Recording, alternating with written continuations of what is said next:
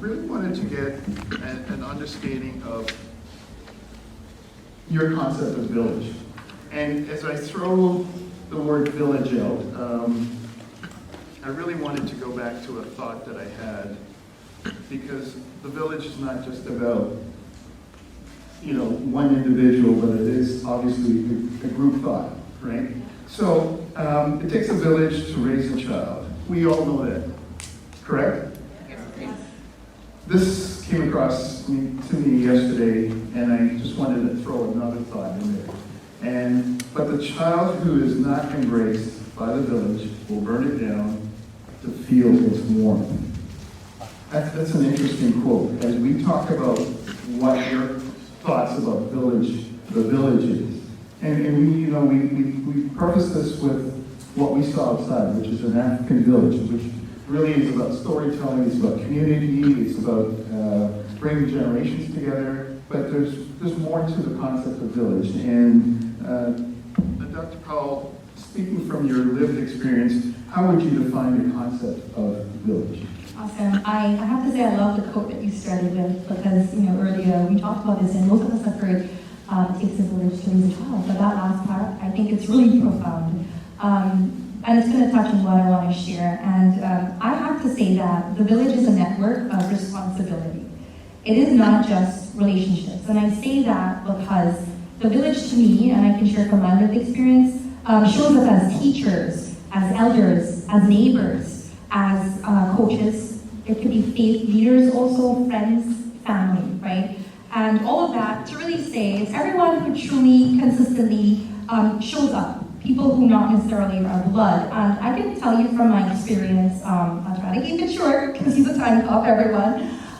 Going into medical school and coming from the Caribbean where I spent most of my early years, I had a village around me that saw potential in me, saw a dream, motivated me, but it didn't just celebrate my success, but they intervened early when there were problems. So it's a sense of support and accountability that my village brought for me.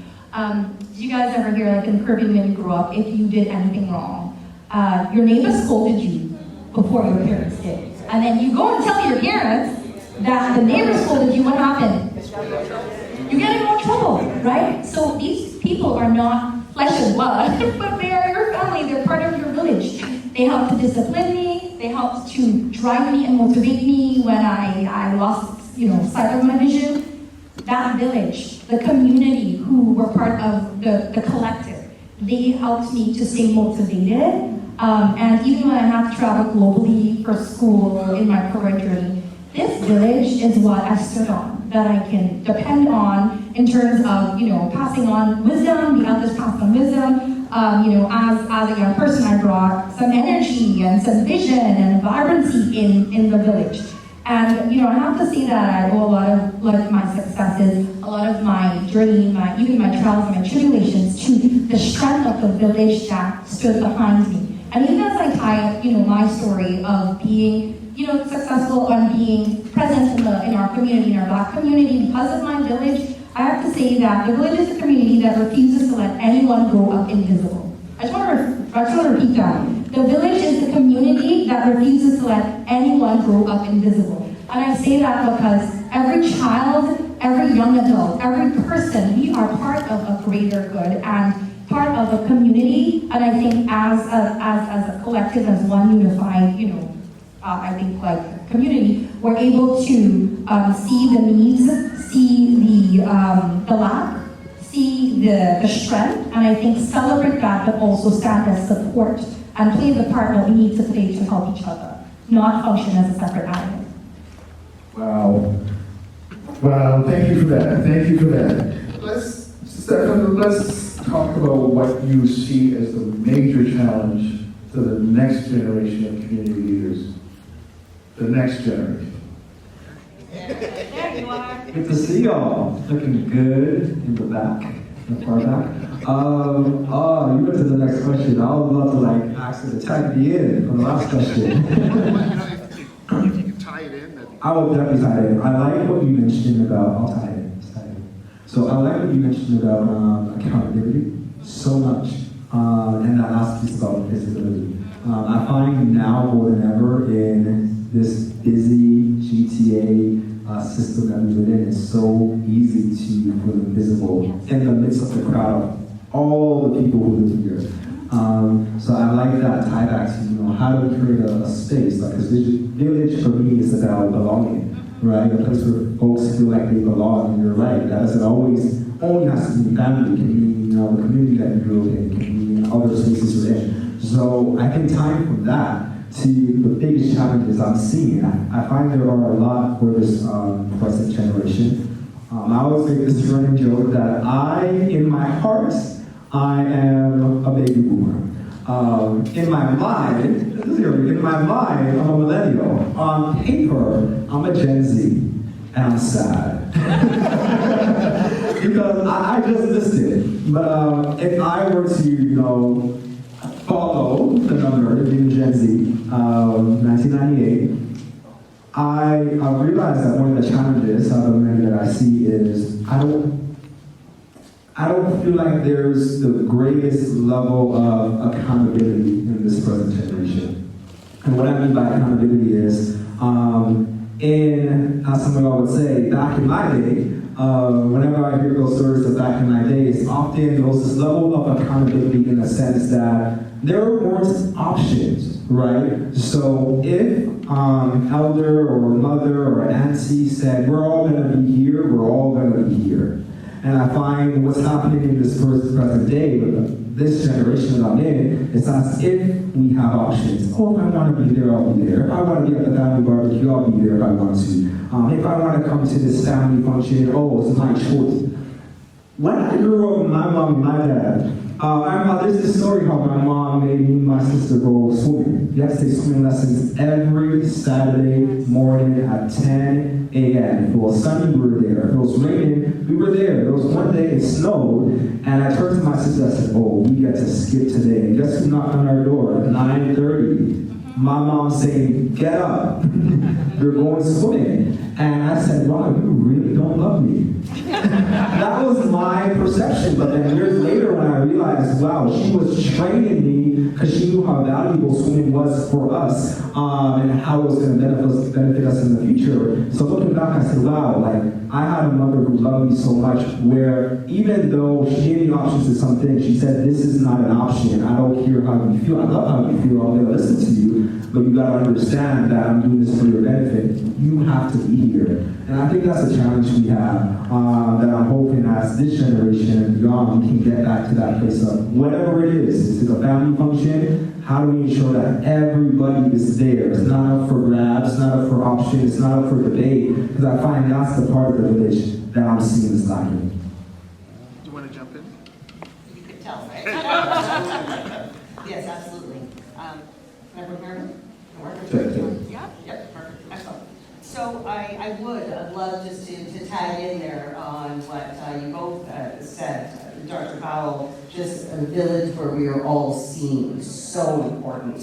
And absolutely, Stefan, when we think about, we contain multitudes. We are our ancestors' wildest dreams. And I think one of the things that I'm hearing is that tension between a culture here in North America, which is very individualized, and our heritage is from a more communal culture. And we have been here for 400 years, not that I'm counting. And in that time, a lot of folks who have been here before, their ancestors for 400 years, we have African diaspora, we've got Caribbean diaspora coming up as well. And the tension between community, heard you talk, Dr. Powell, about your village. I'm a biracial Canadian whose Caucasian and Nova Scotian roots are rooted back, multiple generations. And I struggle to relate to the concept of village, other than intellectually, And so when we think about a village where we are seen, where our aunties and our neighbors do scold. Let me tell you, if my neighbor scolded me, my parents would have called the cops, right? That's not necessarily okay, because it does take a village. And so I think the question on the table is, how do we bring that concept into who we are in this time, in this land, and as an elder, what's my duty to the next generation? Because it's not necessarily easy for them to understand how to be accountable within the village. No, I know it's going to connect to the next question because I want to piggyback on that because I know you're going to ask the next question. I'll let you ask it and then I'll connect it if you want. Sure, and I want to make sure everybody gets time here. And I came to Canada in 1969 and transplanted from Jamaica to Canada. My village was not what I expected it to be. In fact, the Italian Nona in the neighborhood, or Nonas in the neighborhood, became part of my village. And I never would have thought of that in my wildest dream, that my grandma in Jamaica was now replaced by somebody else who was a stranger. But that was my new village. So I wanted to throw that in as a thought pattern and kind of continue. But what needs to change to strengthen and support our village and the Black community? I'm dying to connect that. A huge thing that I'm hearing here is a lack of, I feel like we need to go back to our identity, right? And our identity as a Black community, who we are. And I think, if I can shake the boat a little, I think that a lot of us within this community do not know our history, do not know where we come from, do not understand what the ancestors have done before, do not understand the strength that we could stand on. And that has not traveled across the generations very well. So I think we need to make sure that that level of education and understanding is there. And ultimately, there's that lack of long-term commitment. There's everyone who said it well, feeling like there's a sense of isolation, right? You feel that you're a separate entity, right? So we don't do a really good job of creating a unified sense of togetherness so that everyone feels included, right? I have, a passion and a heart for this because I think as a Black community, many of our young people, including us, struggle with feeling that we have safe spaces. Safe spaces to learn about our culture. Safe spaces to have the elders that we can look up to. People that we can talk to about our history, about the past, about what we're struggling with and how we deal with that, right? So we need to have those spaces for our young people, for our different generations to build in terms of be vulnerable with their mental health, with their burnouts, with the healing journey that needs to happen. And I think it's, normalize asking for help. If you need help, we need to be okay to have conversations that are not entirely comfortable, but they're necessary. And I think a lot of times we don't feel like we have that, which makes it very divisive and not very strong for us to feel that sense of community. So I think it's sharing resources instead of competing. There's space for all four of us in the village to have different functions versus us to be competing that, we can't share the space. Absolutely we can. And so I think we need to do a better job at showing the younger generations, and we need to do a better job at showing that they're the spot. You are not told, you are told by society what you need to look like. You need to look like the basketball player. You need to look like the rapper and the entertainment folks. And you do not belong in the spaces that are, education, medicine, law, whatever there is. So I think we have to provide that reflection of the identity that they can fit within, make room for joy, celebration, culture. I really, as I thought about this, I really wanted to say that a strong village isn't built only in the moments of crisis, but it's built in everyday care.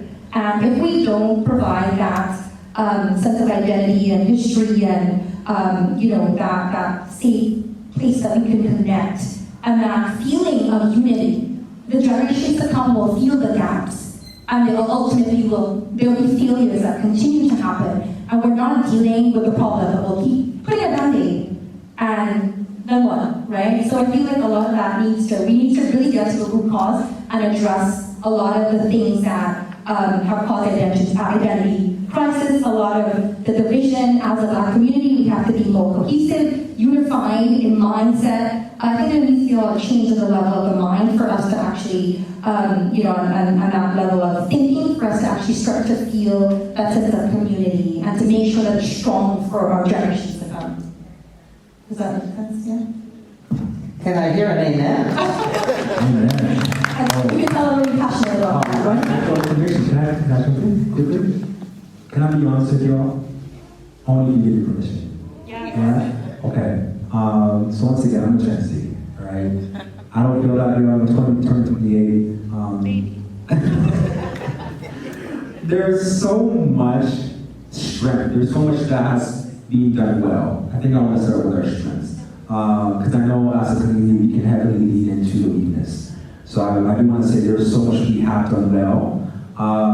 But out of the many things that I also agree can be improved, I won't share all the things on my heart. I'll just share one that's been on my heart for a long time. Learning how as a community to resolve conflict better. I think we have to do that with more intentionality. If I'm being honest, a lot of us in this moment, most of us can think about someone who we are at odds with, just in our family. Or we can think about a situation, maybe just within our family or that community, where we're like, yep, I know this person's not talking to this person, or I'm not talking to this person because this person did this to me. Or I did this, like whatever the situation is, and we're so knowledgeable to know what's going on, but we're not intentional enough to say, what am I going to do about this?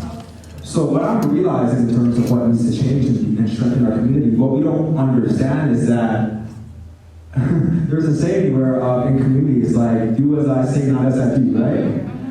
But we have to recognize that the generations are doing what we do. So if as elders, as older generations, the younger generation is watching you not deal with conflict well within your family, within community, you're teaching our generation below that, okay, it's okay to malice my cousin, it's okay to malice my auntie, it's okay to malice my neighbor because they didn't look at me and say hello this morning. Who do they think they are?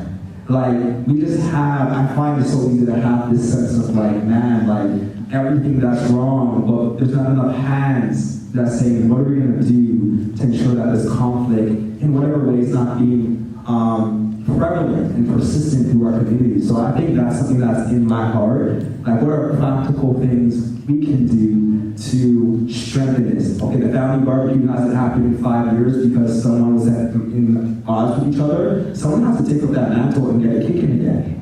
Right? It can't only be seen community, and this is for some of us, it can't only be seen community when it's a wedding or a funeral. And if that's the only time we're loving on community or seeing community and saying, oh, I long to see you. Oh, we all have phone, we all have WhatsApp. We're all watching each other's status, we're all watching each other's Facebook stories and IG stories. So what is it in our heart it's pride. That's really one of it. But like, how do we get to a place as a community where we stop just all talking and gossiping about what the things are that we should improve and start being intentional as a community and say, you know what, it is our responsibility to preserve the legacy of our community and strengthen it by just being intentional, putting our pride to the side and saying, you know what, hey, I know we had this issue for the last 10 years, it's not worth it. It's not worth it. So that's one thing that needs to change.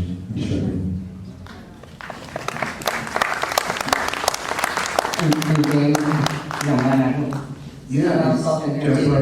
Thank you. I just love what the two of you said, and I just listen, I'm entering my prone age, so I gotta write stuff down because I got no working memory, so I took some notes on my concrete slab here, which is I love, again, the talk about moving from the I to the we. Relationships take work. They take work in our romantic lives, our family lives, our friend lives, our work lives, and our community lives. Communities are relationships and more, and they take work, and we have to work at them. And I love the notion of setting aside ego, again, moving from the I to the we. And I think I'd like to call out the crones of the audience. We as elders have a mantle to take up. and my youth in the audience. You have a mantle to take up, because we all have that responsibility to be unapologetically engaged in our community. And we don't have time, we got jobs, and listen, making a living is no joke, and I know that. But if all we do is chase the busyness, we don't grow the soul. And at the end of the day, if we want community, it is up to us to build it. It's up to us to put the ego aside. Doesn't mean people, let people treat you bad. I'm not saying that. Have your boundaries, but not ego. How do we get stronger together? Because if we don't get stronger together by loving each other, by lifting each other up, by making space for each other intentionally, then we will continue to have these same arguments, we will continue to have the same divisiveness. And I don't know about you guys, I can't take another 400 years. Yeah, great feedback, great conversations that we're having. One of the things that I can share is my dad's 93 next month, in April rather, I'm not jumping too far in. One of the things I've had a chance to do recently is just sit down, kind of like at his feet now, son to father, yes, but almost like friends, and have conversations about life. And that somehow I feel that sometimes that's missing from our generations. That conversation between father, son, and grandfather, or grandmothers and children, however you look at that. But it kind of sets up our next question: what can each of us do to be the village for the next generation of Black boys and girls, especially in this region in Europe? What, I gotta come up with an idea now? I like just kind of an idea. Come on. Showing up for each other and ourselves. Again, I'm blessed with an amazing family and wonderful network of friends. And showing up for them has been a really important part of who I am.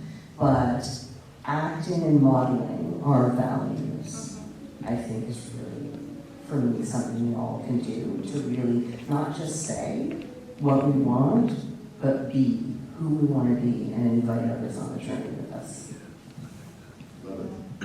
Yeah, can I jump in? I love what you said in terms of showing up. I think a huge thing that we do is we wait for the other person to do it. We see a problem and we're like, well, I'm busy. Someone else will take care of that and fix the problem.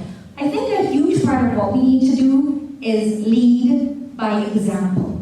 If we see a need, I think it's being authentic, being transparent, being vulnerable. And when we show all of those characteristics, we show the younger generation that it is okay to fail. It is okay to need help. It is okay to be who you are, and we will stand here for you. So I think it's really important that, one, we lead by example, and two, that we show up with an accountability in the space, and we listen and are present without judgment, right? And so I think that's a huge part of what the younger folks, what the young people, right? I'm not the youngest on the stage for once, right? What the young people are looking for. They're looking at us and they're going to mirror what we do. But a lot of times we are afraid to take that risk. We're afraid to step in uncomfortable spaces, to have uncomfortable conversations. If we are not the ones having the difficult conversations with our children, who is? Who is?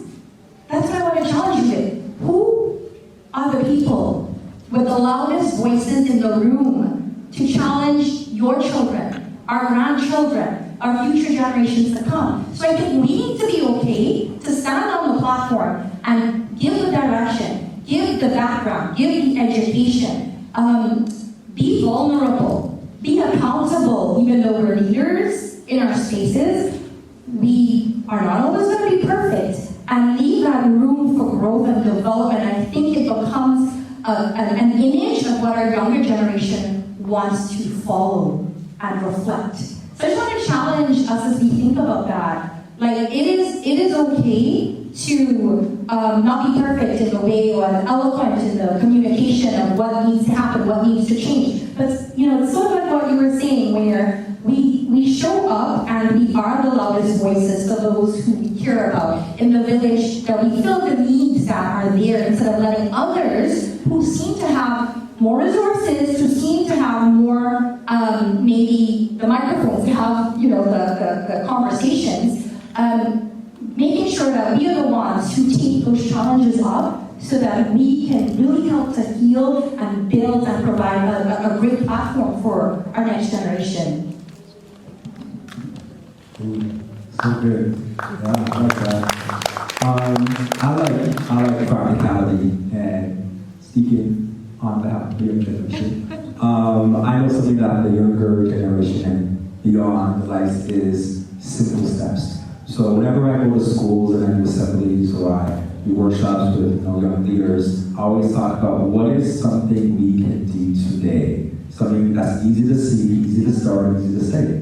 So something that I tell, I always say my young students, or as an academic advisor at UNC, something that I tell my students is commit to one.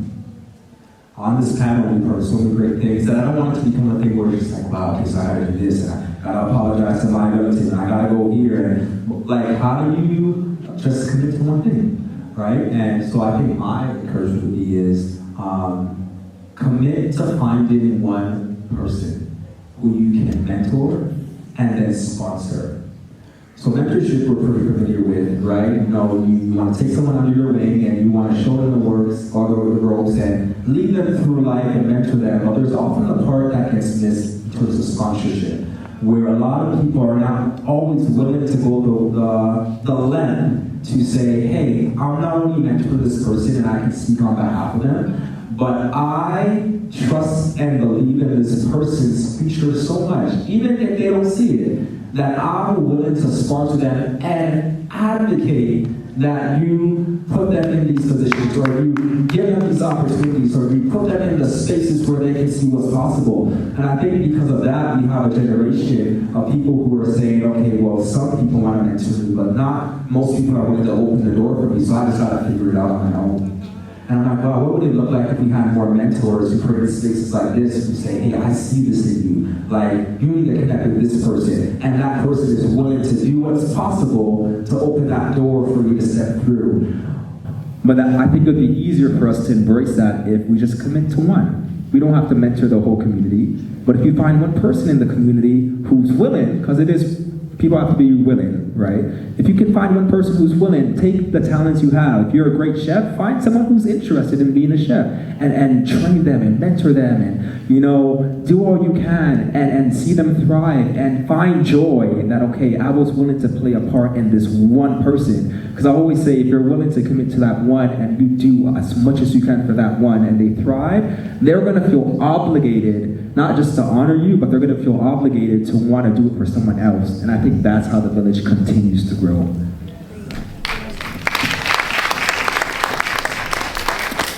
Hey, to the audience, we have a chance for you to interact with us for the next few minutes. There might have been a question that was posed by me, but you wanted to hear a little bit more about it. This is a chance for you to step up to the mic up here, or there's a mic just at the front of the stage. We have a few minutes. Jump in, sir. Go ahead. Just step to the mic.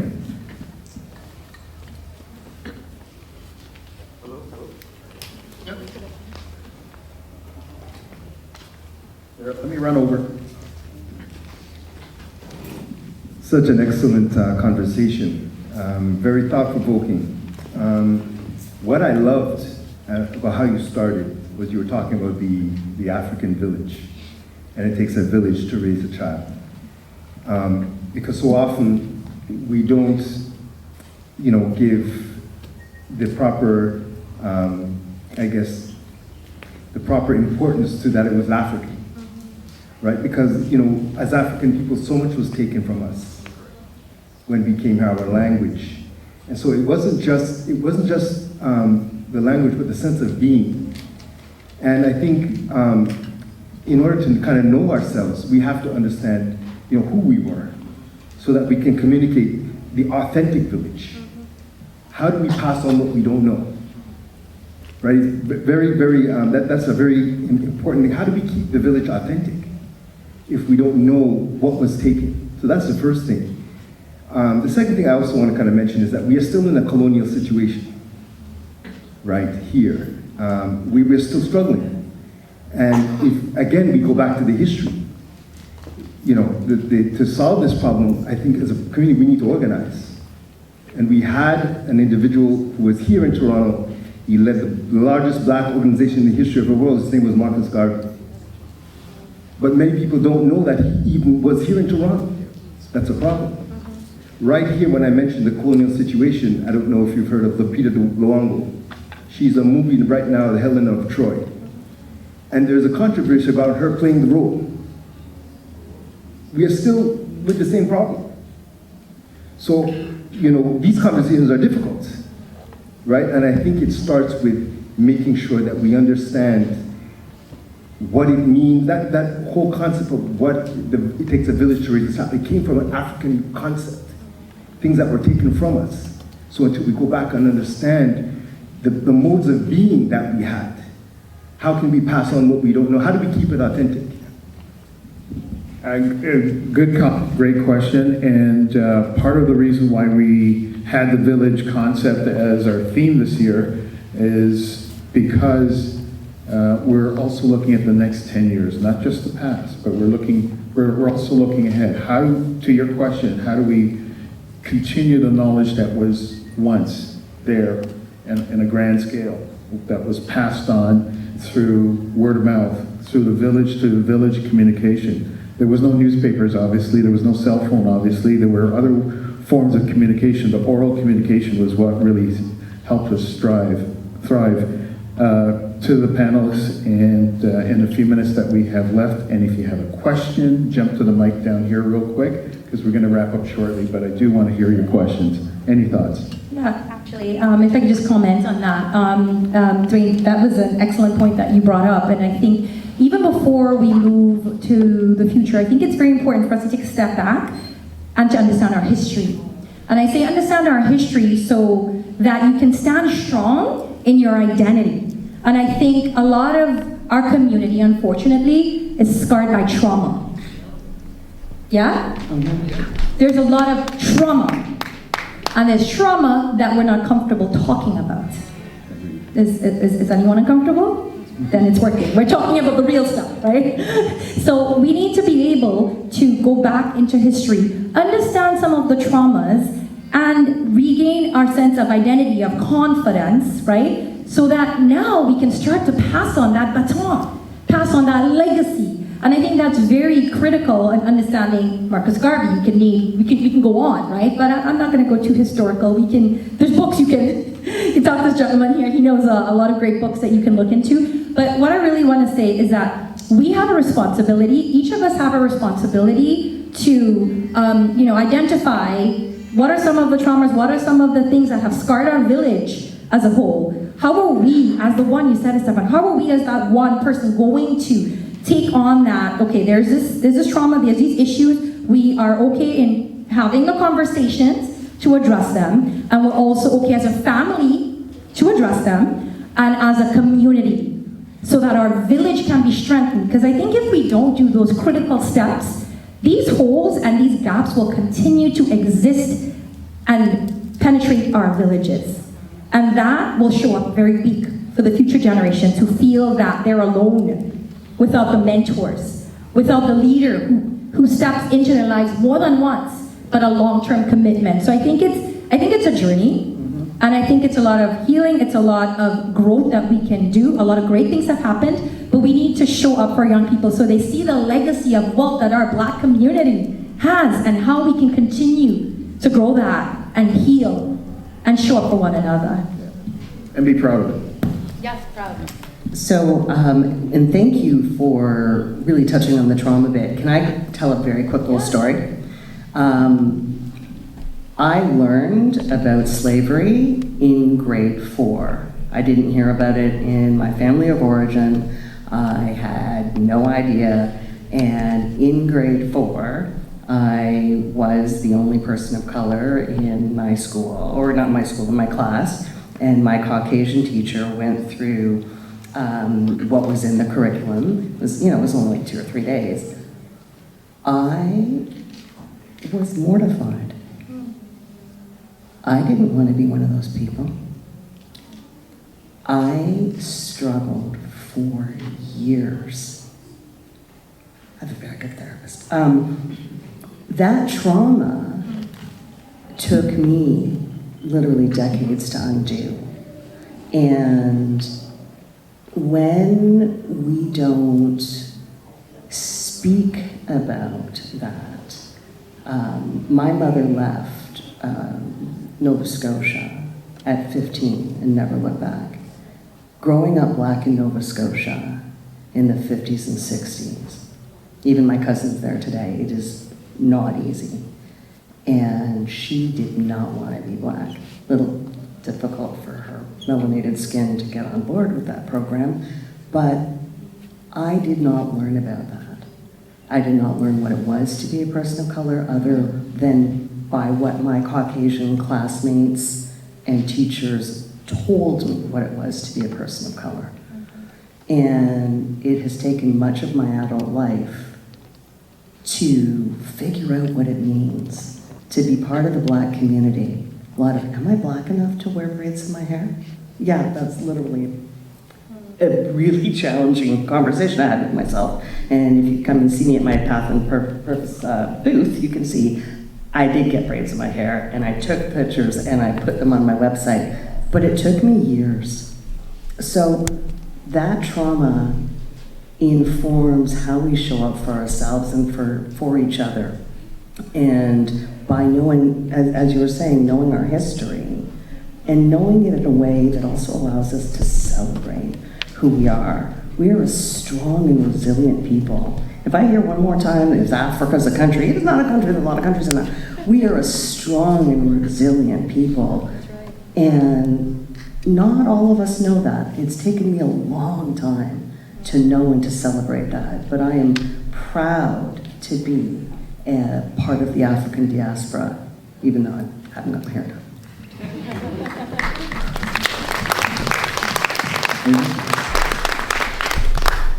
I want to thank everyone for taking the time to share with us, listen, and support this conversation. It's been challenging in some ways. And I want to help everybody in our last thought as we wrap up with this thought. It's our story to tell. And I say this over and over again because when Hollywood tells our story, it's not right. When some other cultures tell our story, and I'm not being mean, I'm just being honest as best as I can, it's not done in the context that it should be. It is our lived story to tell. And it might be painful, but it is our story to tell. One of the things I realized during the pandemic, George Floyd, there were a lot of people who jumped on bandwagons. And they weren't there for the right reasons. Diversity story to tell. Now, as a village, I mentioned my dad. I now sit with my dad. I listen to the history that he shared. My kids hear the same history. We've recorded it. Within your family, it is your story to tell. Sit with the people who need to know and tell the story that you know. That's the village concept. That's how the griots told the story. You heard Keisha Christie tell some of the stories outside, but within your own family, it is your story to tell. In your own community, it is our story to tell, and we should be proud of it. I want to thank you all for taking the time. This has been a very special time for us. I want to thank our panelists and the brave folks that sat on the stage with us. Go tell your story. Thank you very much.